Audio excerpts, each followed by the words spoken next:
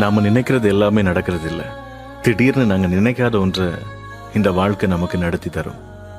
அப்படி நடக்கும்போது எல்லாம் நல்லதுக்கு தான் சொல்லி அதை அக்செப்ட் பண்ணிட்டு போறதுக்கு முயற்சி பண்ணணும்.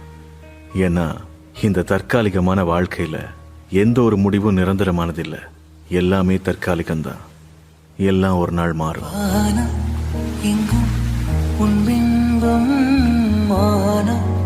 கையில் சேரவில்லை, காற்றில் எங்கும் உன் வாசம், வெறும் வாசம் வாழ்க்கையில். துன்பம் வந்த போதும் அதை துடைப்பதிங்கு யாரு? கலங்கும்